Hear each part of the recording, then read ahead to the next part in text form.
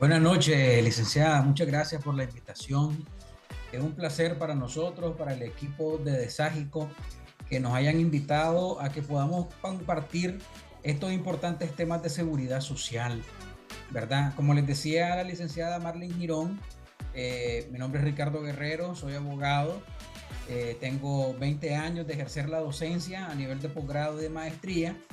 También, pues me he especializado en temas de seguridad social y actualmente me estoy especializando en temas de derecho corporativo. Como les decía Marlene, al final, pues les agradecería si tienen alguna pregunta, alguna duda relacionado al tema que vamos a impartir el día de hoy. Voy a compartir pantalla. Voy a compartir pantalla para que veamos la presentación. Me indican, por favor, si la miran.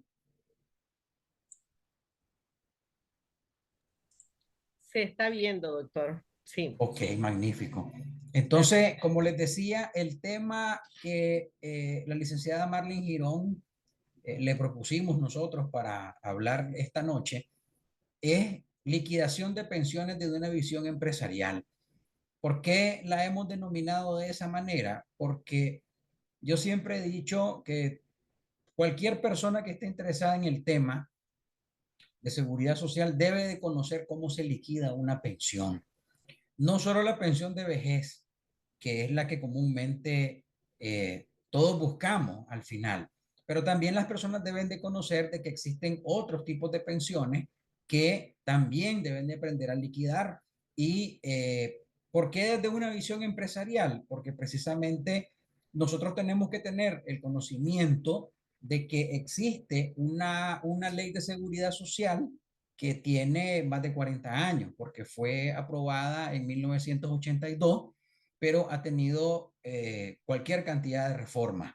Inclusive, pues, hace poco, creo que en el año 2022, la Asamblea Nacional publicó en el Digesto Jurídico un compendio muy bueno donde se actualizó todo lo que es la Ley de Seguridad Social, su reglamento, lo que fue, lo que está derogado y lo que está vigente. Inclusive quedaron normas de 1980, de los años 80, que quedaron todavía vigentes. Lo pueden buscar en la página de la Asamblea Nacional, es muy accesible para que lo consulten. Entonces, como les decía la licenciada Marlene Girón, vamos a dejar las preguntas y las respuestas al final. Les agradecería que vayan tomando nota a medida que vayamos avanzando, ¿verdad? Esto no es largo, ¿verdad? Porque no pretendemos aburrirlos tampoco, no es algo muy extenso, ¿verdad? Hay dos elementos que yo siempre me gusta mencionarlo en mis presentaciones, y es que al momento que estamos viviendo hoy en este siglo, existen dos fenómenos que están afectando a las pensiones en todo el mundo, no solo en Nicaragua. Uno es el tsunami tecnológico y el otro es el envejecimiento poblacional. ¿Qué es el tsunami tecnológico? El tsunami tecnológico no es otra cosa más que en algún momento nosotros los seres humanos vamos a ser sustituidos por robots. Y algo que está sucediendo actualmente. Yo a mis alumnos les pongo el ejemplo de que, por ejemplo, en Corea del Sur, ya las tiendas de conveniencia ya no tienen un trabajador que los atiende, sino de que es una persona toma un producto, lo lleva a la caja, lo pasa por un código de barras y se cobra. Entonces, desde ahí ya vamos viendo cómo el tsunami tecnológico va reemplazando al ser humano en algunas tareas que ya no se va a requerir a un ser humano para que las realice. En el caso del envejecimiento poblacional, es algo que afecta o está afectando a todos los países del mundo, y no es otra cosa más que cuando las personas viven más tiempo. Por ejemplo, cuando se inició los primeros sistemas de seguridad social en el mundo, allá en 1893, en los tiempos de Bismarck, la edad de la esperanza de vida era de 45 años. Y en ese momento la pensión se podía solicitar hasta que la persona tenía 70 años. Entonces, ahora ese fenómeno se revirtió, por decirlo así. ¿Qué quiere decir eso al revertirse? De que ahora las personas ya no viven, ya no llegan a los 45 años, sino de que viven más tiempo. Entonces, ¿cómo afecta eso un sistema de pensiones? De que las personas jóvenes van a tener que trabajar más tiempo para poder sostener esas pensiones de esas personas que antes su esperanza de vida eran 45 años, pero ahora son 70, 75 años en algunos países avanzados del mundo. Otro elemento que hay que considerar muy importante es el tema de cómo algunos países de Latinoamérica han avanzado y cómo en el caso de Nicaragua, por ejemplo, va a llegar un momento, como lo está mostrando esa gráfica, allá al final está Nicaragua, que entre el año 2035 y el año 2050 ya el 20% del valor de la población total de Nicaragua va a tener más de 65 años. Entonces, eso quiere decir de que van a haber más adultos mayores y más personas que van a demandar una pensión. Y no solo que la van a demandar, sino de que el sistema va a tener que pagar durante más tiempo esas pensiones. Entonces, el trabajo joven se va a ver un poco afectado en el hecho de que tienen que trabajar más para poder mantener esas pensiones. Como les decía, yo siempre me gusta hacer mucho énfasis en esto, de que Nicaragua tiene o ha tenido dos leyes de seguridad social, que una es la primera es en 1955 y esa estuvo vigente hasta 1982. Nosotros actualmente en Nicaragua tenemos una ley de seguridad social que está vigente desde 1982, que son el decreto 974 y el decreto 975.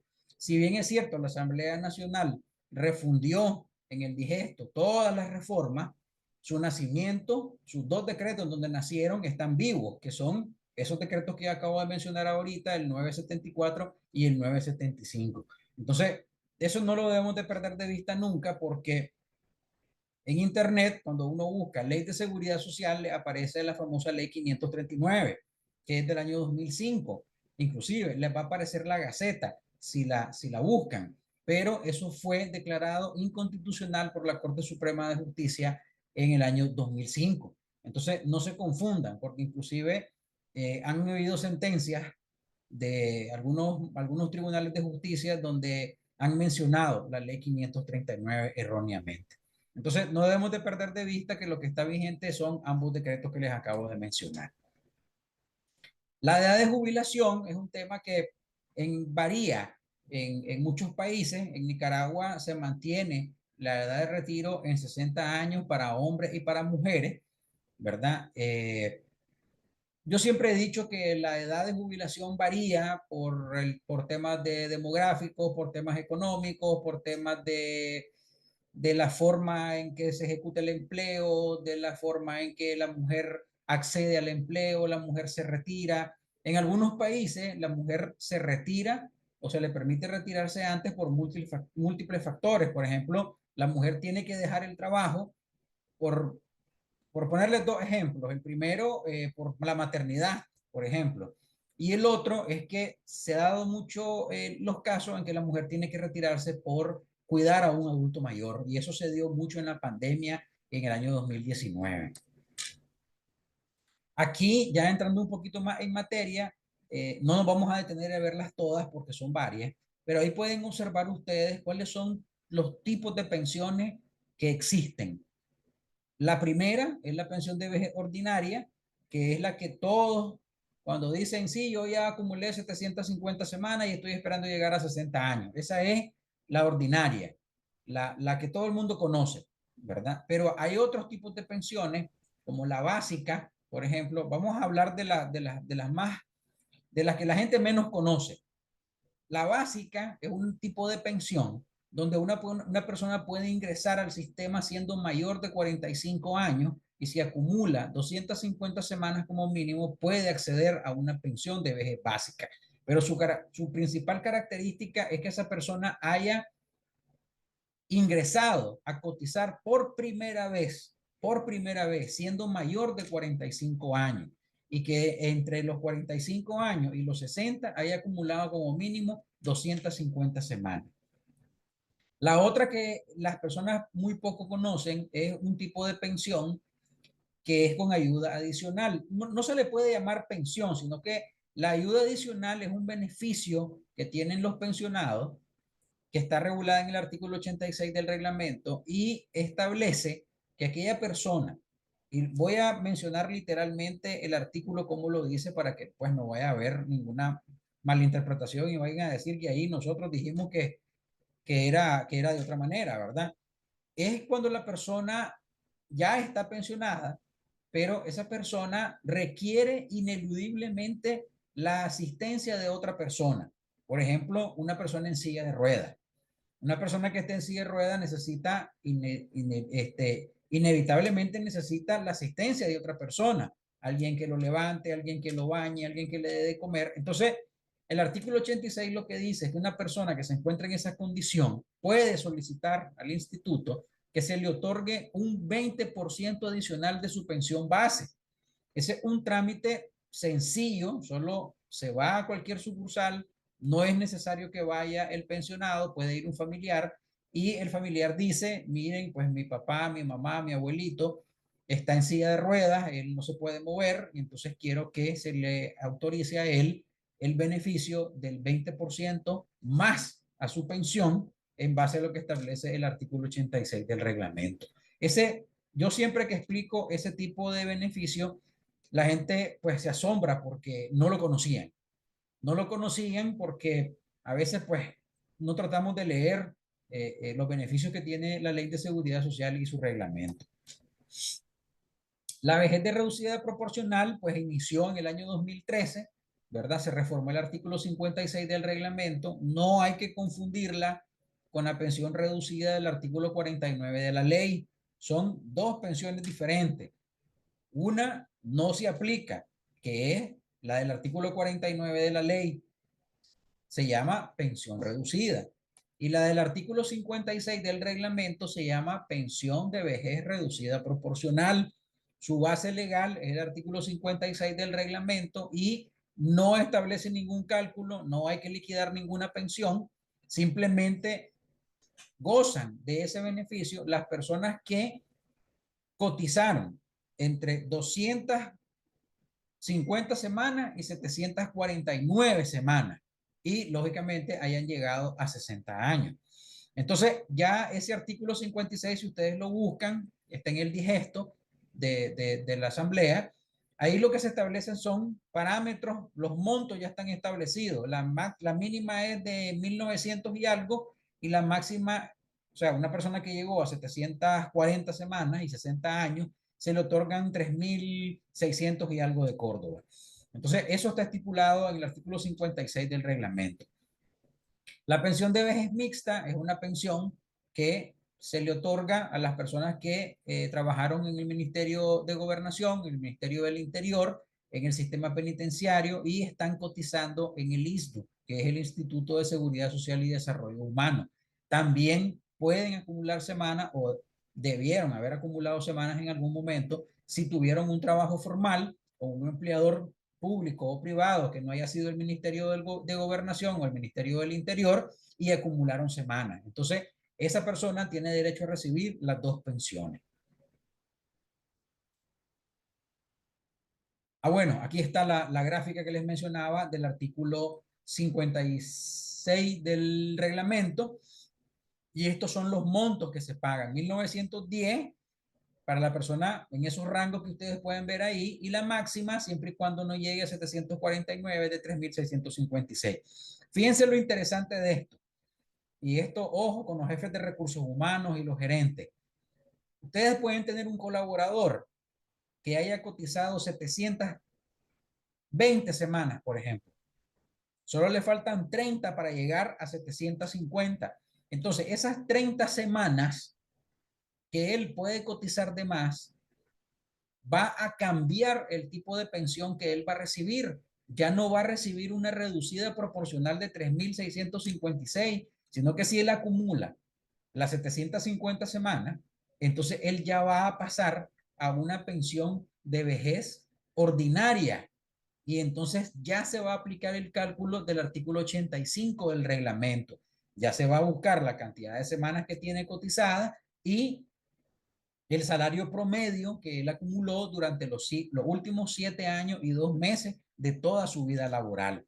Entonces, ahí en ese punto medular, a mí me gusta mucho explicar ese tema de que la persona puede perfectamente calcular, por ejemplo, si fueran 720 semanas, le faltan 30 semanas únicamente para llegar a una pensión de vejez ordinaria. Y entonces él ya hace el cambio ahí y recibe un poco más de pensión.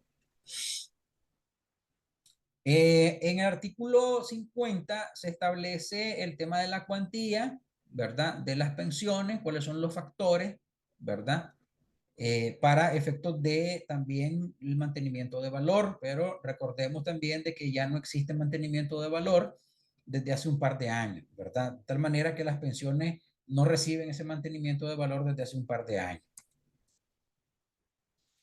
Este otro artículo, también bastante desconocido, el 110 de la ley, que establece que una persona tiene derecho a recibir 2 o más pensiones por ser simultáneamente un asegurado o un beneficiario. ¿Cómo, cómo opera esto? Una persona puede recibir una pensión de vejez, pero 20 años atrás tuvo un accidente de trabajo y está recibiendo una pensión por riesgo profesional por razón de un accidente de trabajo o una enfermedad profesional por vitalicio. Entonces, la persona sufrió el accidente a los 30 años y como es vitalicia, entonces cuando él llegue a 60 años, acumule 750 semanas y 60 años, esa persona va a recibir una pensión de vejez. Entonces, perfectamente puede recibir las 2 pensiones. ¿Ya? En el caso de la mujer puede recibir varias pensiones. La mujer puede recibir pensión de vejez, puede recibir pensión de viudez, puede recibir pensión de ascendencia.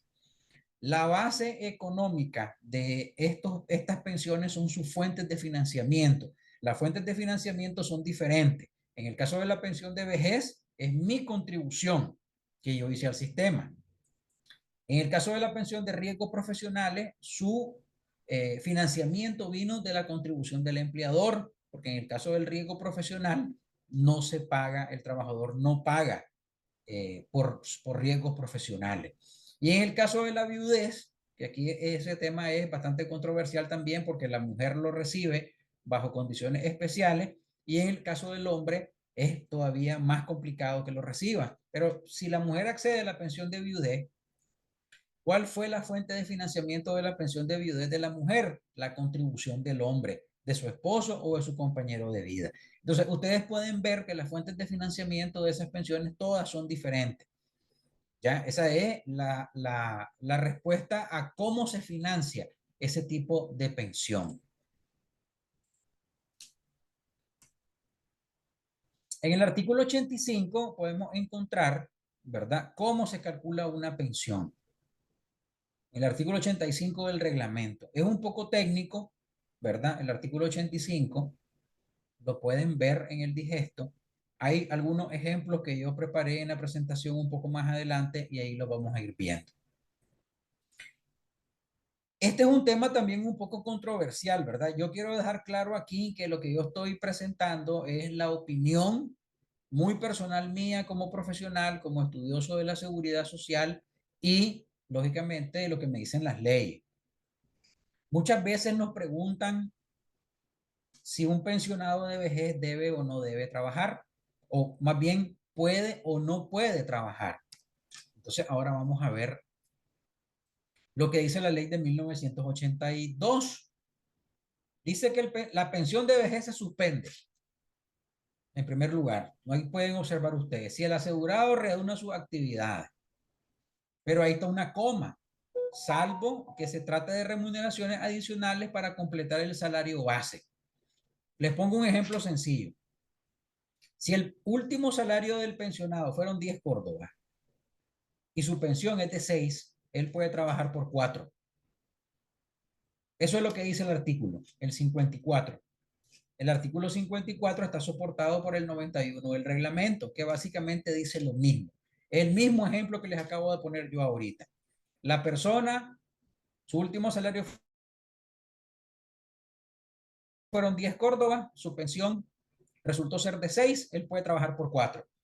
A medida que el salario va aumentando, la pensión se va disminuyendo. Eso es lo que dicen estos dos artículos, el 54 de la ley y el 91 del reglamento. Pero recuerden que estamos hablando de una norma de 1982. Después tenemos la ley, como les repito, ¿verdad? Esta es mi interpretación como profesional, ¿verdad? Después la ley 720, ley del adulto mayor, establece algunos derechos para los adultos mayores. Entonces, en el artículo 414, inciso N, se establece que son derechos de las personas adultas mayores acceder a un empleo remunerado. Si ustedes se fijan en la letra del artículo, dice, sin menoscabo del goce y disfruten de los derechos que se benefician, de sus beneficios que se derivan de su condición de persona adulta mayor. Por consiguiente, él tiene derecho a trabajar y tiene derecho a recibir una pensión. Nosotros los abogados decimos que eso fue una reforma tácita, no expresa. Sin embargo, pues las autoridades correspondientes no reconocen ese derecho, pero pues no quiere decir de que eso no puede llegar a un tribunal de justicia y ser reconocido en su momento. Estas son leyes que han ido evolucionando a mi criterio. La Ley de Seguridad Social de 1982, porque era una ley que tiene 40 años, más de 40 años. Entonces han ido apareciendo leyes en el tiempo que han reformado de forma tácita la ley de 1982. Aquí les voy a mostrar rápidamente un ejercicio de lo que es una pensión de vejez postergada. El cálculo es sencillo. Ustedes se van, si me pueden seguir con el cursor, ¿qué es lo primero que tienen que preguntar ustedes? Los jefes de recursos humanos, los gerentes administrativos que desean de conocer de estos temas. ¿Cuántas semanas cotizadas, perdón, cuántas personas cotizadas tiene la persona? Para tener un escenario mejor, siempre hay que decirle a la persona, vaya a una sucursal, saque una cuenta individual y me la trae. Porque la gente siempre dice, a veces es que yo creo que tengo tantas, o yo tengo tantas semanas. No, pues lo ideal es tener la cuenta individual a mano. Entonces, ya una vez que tienen la cuenta individual a mano, se van a la última página. En la última página les va a aparecer el dato de las semanas cotizadas y les va a aparecer el dato de la remuneración base mensual de las últimas 375 semanas. Ya el sistema le hace el cálculo, lo cual no quiere decir que no lo puedan hacer ustedes manualmente para saber si ese promedio que tiró el sistema es el correcto. Lo otro que tienen que revisar ustedes cuando vean el valor total de la semana es si en toda su historia laboral que está al inicio de la página, estén todas las empresas donde ustedes cotizaron. Nosotros hemos tenido casos de personas que dicen, mira, pero es que yo trabajé tanto tiempo en un lugar y no me aparecen. El Seguro Social tiene una oficina donde se investiga si esas semanas cotizadas existieron o si fueron o no enteradas por parte del empleador. Pero ojo, tienen que ser empresas que existan, porque nosotros tuvimos un caso una vez de una persona que nos dijo que había trabajado en el ferrocarril de Nicaragua. Resulta que el ferrocarril de Nicaragua, ¿dónde lo vamos a buscar? ¿Qué documentos vamos a buscar? A menos que él presente, por ejemplo, y ahí la importancia de guardar las colillas, y las dos colillas se tienen que guardar, la colilla que otorga el INSS y la colilla que otorga el empleador, porque en la colilla donde está el empleador, ahí se demuestra el comprobante de que se dedujo la contribución del trabajador a la seguridad social. Entonces, ya cuando ustedes tienen esos dos datos, ¿verdad? Leyendo el artículo 85, se van al factor base, que es fijo, ¿verdad? La ley lo otorga por las primeras 150 semanas cotizadas y con la reforma del 2019 se cambió el factor anual a 0.01 por cada grupo de 52 semanas en exceso de las primeras 150. ¿Cómo se explica eso? En el ejercicio que está aquí con el cursor, ustedes agarran las 1250 semanas, le restan 150. ¿Por qué le resto 150?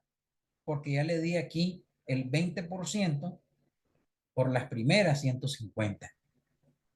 Las restan, les da 1100, lo dividen entre 52, les da este valor.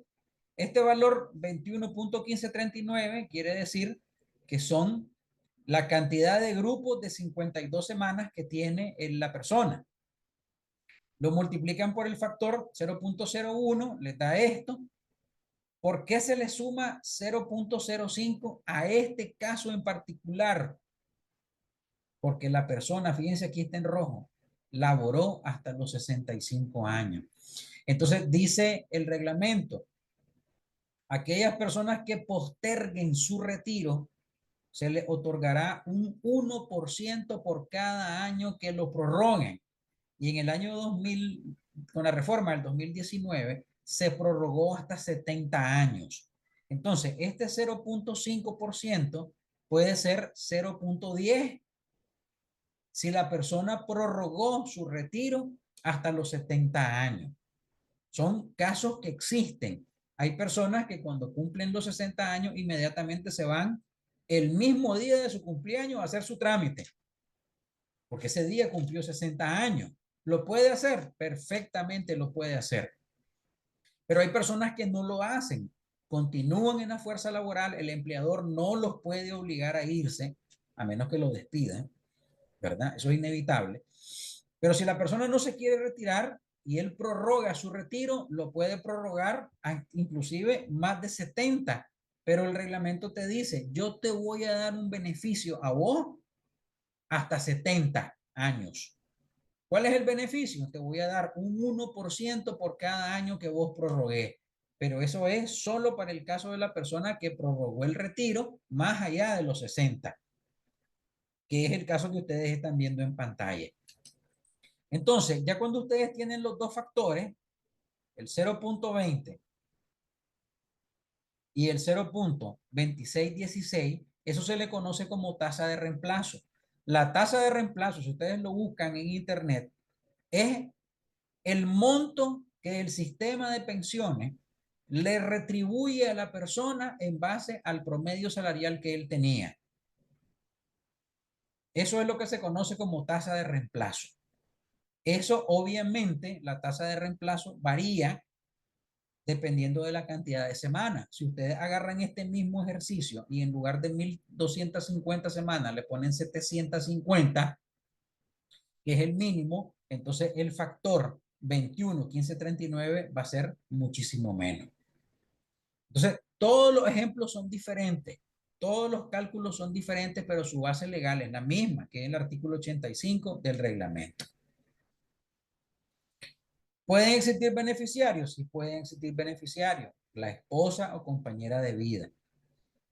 Recuerden que con el Código de la Familia ahora existe la conviviente o los convivientes, ¿verdad?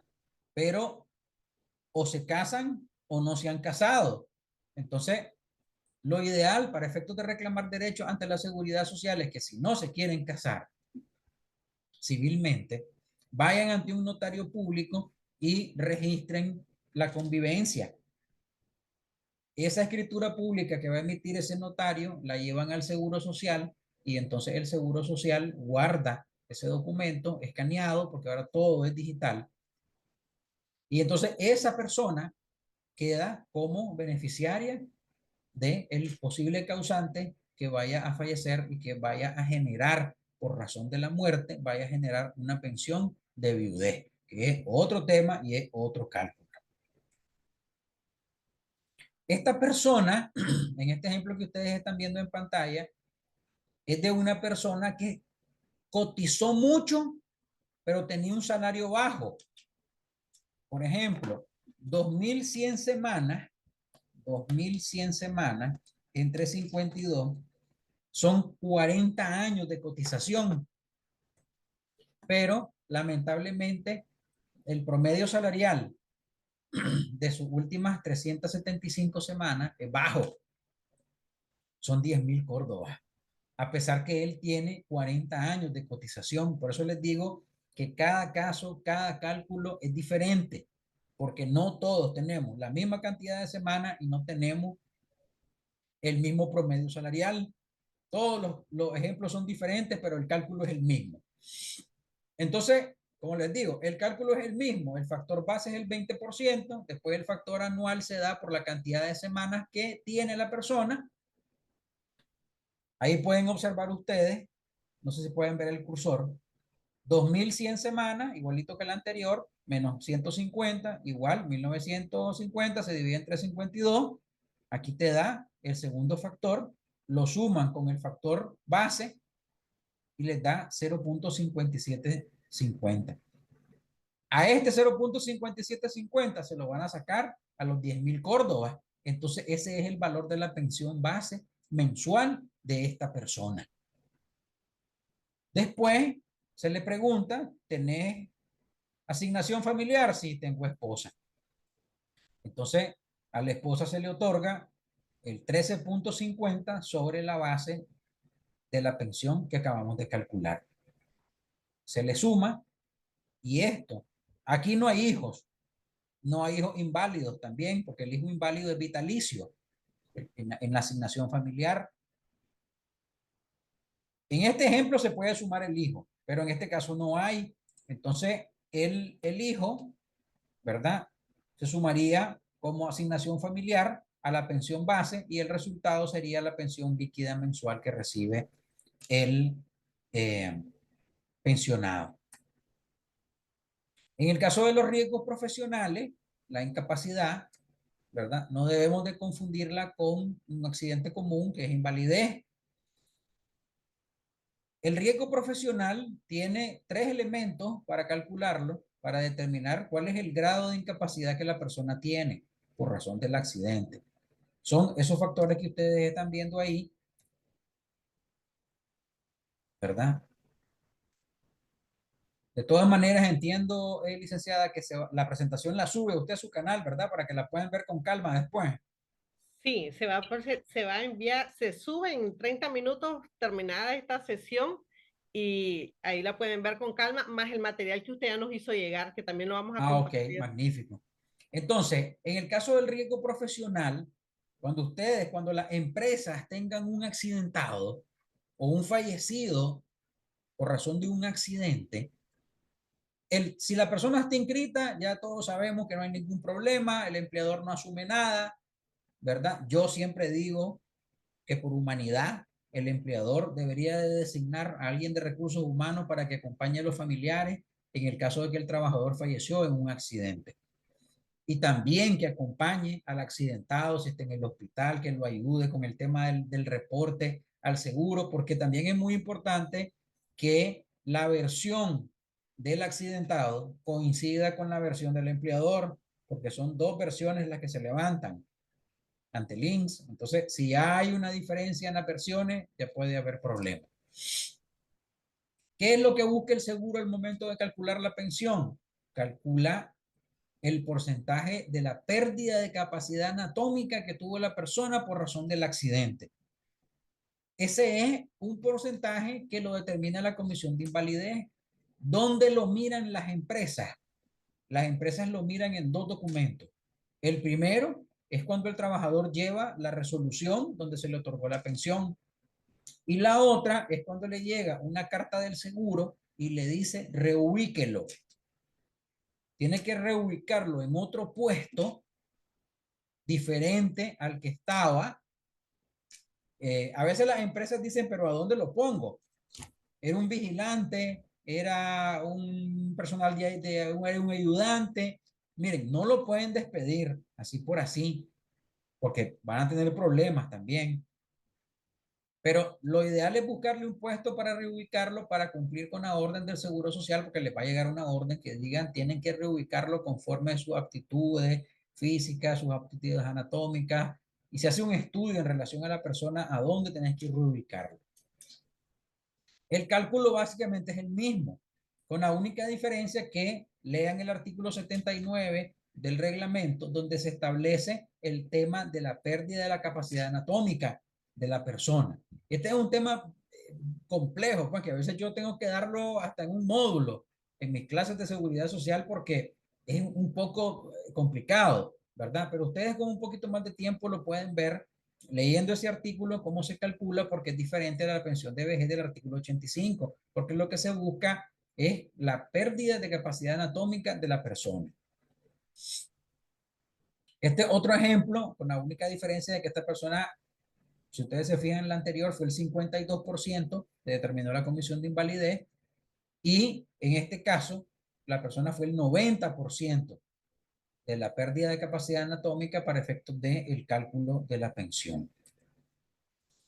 Y bueno, pues ahí hemos terminado la presentación, pues creo que un poco rápido, pero el tema es, yo siempre le digo a mis alumnos y en estas presentaciones y a nuestros clientes en Deságico que es importante que conozcan los beneficios de la seguridad social, del derecho del trabajo y del derecho corporativo que nosotros nos dedicamos, porque esto es parte del día a día de las empresas, de las personas que están interesadas en temas de seguridad social, y que los invitamos a que conozcan más de estos temas. Nosotros tenemos un blog en nuestra página www.desagico.com para que la visiten y puedan ahí tener acceso a estos blogs. Si tienen pues alguna pregunta, licenciada, con mucho gusto.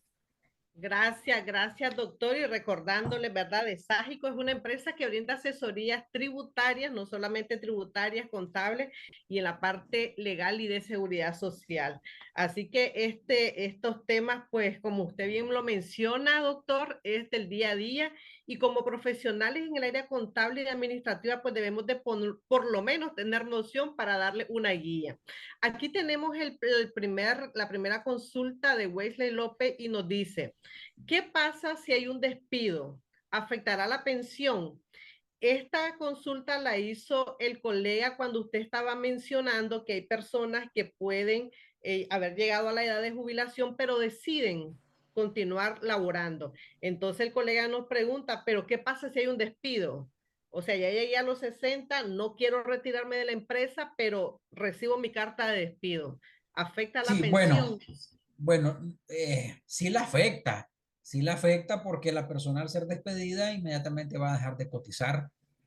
¿Cómo la puede afectar de otra manera? Con el promedio salarial, porque la persona que es despedida de esa empresa tenía un salario de 15.000 córdobas, por ejemplo, 20.000 córdobas, y si decide volver a trabajar, puede ser que encuentre un trabajo con un salario inferior, entonces eso le va a afectar el promedio. Pero como esa persona está muy cerca de llegar a 60 o ya llegó a 60, tiene que valorar si seguir trabajando o no, porque le va a afectar el promedio, a menos que encuentre un salario más alto.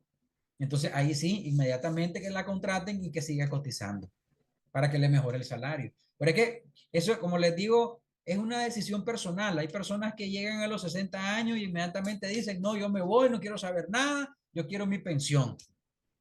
Y hay gente que dice, no, yo me siento fuerte, yo quiero seguir trabajando, pero bueno, eso depende en qué condiciones estás trabajando, con qué salario. Pero como decía la joven que preguntó, ¿lo afecta? Sí, lo puede afectar. Deja de cotizar inmediatamente al ser despedido, y tiene que ver si el trabajo que consigue más adelante es con un salario inferior, entonces le va a afectar su promedio salarial. Sí lo afecta. Gracias, doctor. Y como usted bien mencionaba, el cálculo es el mismo, pero los casos son diferentes, Así es. considerando estas variables. Bueno, tenemos otra consulta acá de María Mercedes Flores y ella nos pregunta, le consulta a usted: ¿qué pasa si una persona muere antes de cumplir los 60 años y ya tiene todas las semanas pagadas? ¿Pueden sus beneficiarios pedir lo que les corresponde? Sí, ahí se derivan varios beneficios. Si la persona muere antes de los 60 años, bueno, obviamente pues no hay pensión de vejez, pero se activan las pensiones que son derivadas de la muerte. Pensión de viudez para la viuda, pensión de orfandad para sus hijos. Pero también puede existir un fenómeno que mucha gente no conoce, que qué ocurre cuando no hay esposa y no hay hijos. Eso se llama pensión de ascendencia. La pensión de ascendencia la recibe aquella persona que es mayor de 60 años y que dependía económicamente del causante. Ejemplo, papá, mamá, abuelo, abuelita. Entonces, esas pensiones se derivan de la muerte del asegurado. Gracias, doctor. Vamos a continuar con la consulta de la colega Blanca Isabel Espinosa y nos menciona, dice, gracias por la invitación. Si estoy desempleada, tengo 750 semanas cotizadas y sufro un accidente, ¿me pueden pensionar por invalidez aunque tenga 50 años? Si ella tiene un accidente común, porque si está desempleada no puede tener un accidente de trabajo. Si el accidente que ella sufre es un accidente común y ella acumuló en toda su vida laboral 250 semanas, perfectamente puede solicitar una pensión de invalidez, pero va a ser sometido el accidente a conocimiento de la comisión de invalidez y será la comisión de invalidez la que va a determinar si por razón del accidente la persona debe recibir una pensión de invalidez. Y aquí está, usted lo exponía antes, estamos hablando de dos tipos de pensiones, la que es la de jubilación y esta que sería de invalidez. Sí, pero también Nos, hay que hacer una diferencia muy puntual en el tema de la pregunta que hacía ella. Cuando es accidente de trabajo, es incapacidad. Y cuando es accidente común, es invalidez. ok, sí, ella menciona, dice, sufre un accidente cuando ya tenga las 750 semanas cotizadas. Sí, es que si ella está desempleada, no puede sufrir un accidente de trabajo. Eso es un accidente común, Mm, sí. ¿ya? Entonces, ¿cuál es el requisito del accidente común? Haber cotizado mínimo 150 semanas o 250 semanas en toda su vida laboral. Ok, gracias. Bueno, vamos a pasar a la consulta de Carlos Pascua y nos menciona, ¿y si el monto calculado es menor al salario mínimo, se mantiene el monto calculado? No, vayan y consulten, lean, muy importante esa pregunta. Vayan a leer el artículo 107 de la Ley de Seguridad Social que establece que ninguna pensión puede ser inferior al salario mínimo del sector donde se encontraba la persona. Perfecto, gracias. Avanzamos con Valeria, la consulta de Valeria Paula o Jorge nos dice, ¿y si posterior a la edad de jubilación, y si trabajo posterior a la edad de jubilación, se puede seguir cotizando? A ver, en los artículos que yo había explicado, el 54 de la ley y el 91 del reglamento, el Seguro Social aplica la siguiente metodología. No está escrita en ningún lado. Te dice, ¿querés seguir trabajando? Sí, puedes seguir trabajando, pero tenés que venir a pedirme permiso a mí, le dice al INSS. Entonces, hacerme una carta diciendo de que vas a seguir trabajando, pero el seguro te pone en la carta de que solo puedes trabajar por la diferencia del último salario. ¿Se puede? Sí, sí se puede, perfectamente. Pero lo ideal es que vayas a trabajar por un salario más alto para que la persona pueda acceder a un salario o a mejorar su promedio salarial que dejó antes de los 60 años. Gracias. Nos consulta Darling, ¿qué sucede en el caso de una persona que pague el facultativo con un salario mínimo? ¿Cómo sería el cálculo en este caso? Muy buena la pregunta. Esa pregunta es bastante recurrente. Hay personas que creen que el seguro facultativo es otra cosa para efectos del cálculo, pero no. Una persona que tiene un seguro facultativo, por ejemplo, dejó de trabajar a los 57 años, por ejemplo, y dejó 700 semanas. Entonces, él quiere completar las 50 semanas que le hacen falta y contrata un seguro facultativo IBM, no el integral, solo el IBM que no lleva salud. Entonces, él lo que está haciendo es completando semanas. ¿Cómo las completa? Las completa por medio del seguro facultativo. Entonces, cuando él llegue por medio del seguro facultativo de IBM, llegue a los 60 años, el cálculo que ustedes acaban de ver en la presentación es el mismo. Es el mismo del artículo 85, tanto para los trabajadores del régimen obligatorio como para el seguro facultativo. Gracias, doctor. Nos dice Wesley nuevamente, yo sufrí una fractura en la muñeca, el INSS me va a indemnizar, yo no quise, ya estoy joven y estoy en óptimas condiciones. Esa decisión me afectaría a la hora de jubilarme. Si fue un accidente de trabajo, no. No, porque la fuente de financiamiento es diferente, la base legal es diferente, entonces no lo afecta. Pero si fue un accidente, eso quiere decir que esa fractura de la muñeca, la comisión de invalidez la determinó entre el 1 y el 19% de grado de capacidad, de pérdida de la capacidad anatómica. Entonces la persona lo que recibe es una indemnización. Sí, es riesgo laboral, dice Wesley López. Entonces, él me hubiera recibido la indemnización porque son 60 meses de salario, lo que le iban a dar, 5 años. No lo afecta en su pensión, porque recuerden que la fuente de financiamiento del riesgo profesional es el empleador, no él con su contribución la hubiera aceptado perfectamente. Un solo pago le iban a hacer y él sigue trabajando con su fractura. ¿Pudo haber sido vitalicia la fractura? Sí, sí, perfectamente. Pero entonces el INSS le dice, yo no te voy a dar pensión, te voy a indemnizar con 5 años y usted siga trabajando. Cuando usted llegue a 60 años, la indemnización que yo le di, eso nada tiene que ver con su pensión. Ok, gracias. La importancia de asesorarse también, doctor. Lo que Así se ha es. venido informando.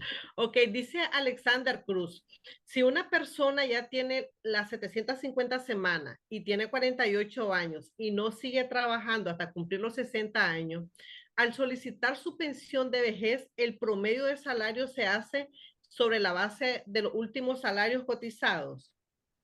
A esa persona que dejó de trabajar a los 48 años y ya tenía 750 semanas, cuando llegue a 60, van a agarrar el promedio salarial cuando él dejó de trabajar a los 48 años y se van a ir 7 años para atrás para buscar el promedio salarial que él tenía cuando él dejó de trabajar a los 48 años. O sea, que ese va a ser un promedio salarial que va a tener un desfase de 12 años, porque él va a hacer el trámite cuando tenga 60. Hay personas, doctor, que igual con el caso que pregunta el colega, que tienen un salario muy alto y por X o Y motivo dejan de laborar a los 50, 55 años y deciden no iniciar otra nueva relación laboral precisamente por eso, para que no le afecte su cálculo, tratando de proteger ese stop que tiene y que el cálculo sea sobre el monto alto, pues cotizado, como usted nos ponía en el ejemplo. Así es, a menos que Sí. encuentren un salario aún más alto del que dejaron, entonces les va a mejorar el promedio. Sí, hay casos cuando las personas llegan a esta edad y deciden emprender y saben que no pueden tener un salario alto, entonces lo congelan de alguna manera y obtienen ingresos de otra Es que forma. al no tener una relación laboral formal, el promedio queda congelado, porque para efectos de la seguridad social, él es un asegurado cesante, no es activo. Entonces, ahí quedó el promedio congelado. Lo que atrasaría es que cumpla la edad, la edad Esperar que aceptable y llegue, activarlo. esperar que Sí. llegue. Exacto. Sí. Nos dice Darling, ¿cuál es la forma de cálculo en el caso de que la pensión no puede ser inferior al salario mínimo? Artículo 107 de la Ley de Seguridad Social, decreto 974.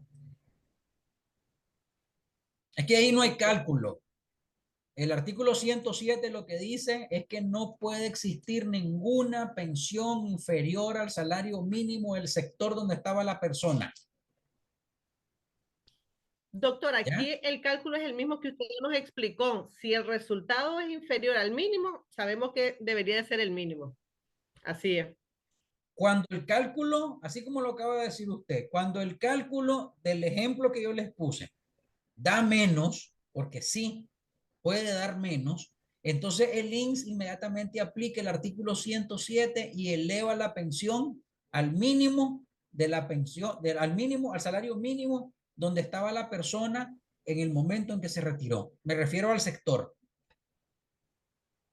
Así es. Gracias.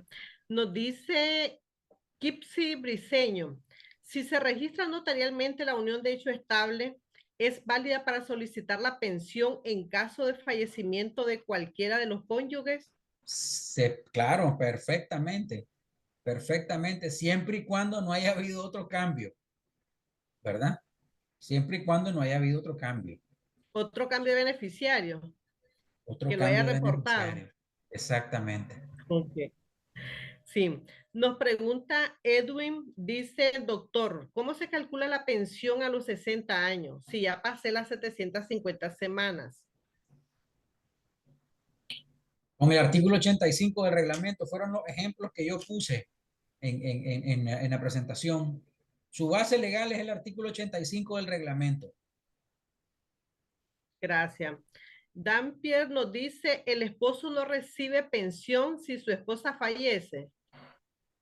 A ver, hay un artículo que yo escribí para el Colegio de Contadores Públicos para una memoria que habla de la pensión de viudez del hombre. El hombre solo recibe pensión de viudez bajo dos circunstancias: que haya dependido económicamente de la mujer y que no tenga derecho a pensión. Si el hombre no demuestra haber dependido económicamente de la mujer, no tiene derecho a la pensión. Si ustedes se van a los anuarios estadísticos del INSS y buscan en el capítulo de las pensiones, van a ver la gran diferencia que hay entre entre las cantidades de pensiones que reciben las mujeres y las que reciben los hombres. Está restringido completamente el derecho del hombre de recibir pensión de viudez, a pesar de que la mujer, cuando está cotizando, cotiza para el seguro de IBM RP integral. O sea, a la mujer le quitan para el seguro de muerte de ella, de su esposo, que sería el beneficiario. Pero actualmente hay unas restricciones en la Ley de Seguridad Social de 1982 que a mi criterio fueron derogadas por varios artículos del Código de la Familia que están en ese artículo que yo escribí para el Colegio de Contadores. Pero como les digo, eso es un criterio muy personal mío. El Seguro Social te dice, si vos no me cumplís con estos derechos, con estos requisitos que están para la pensión de viudez del hombre, no tenés derecho.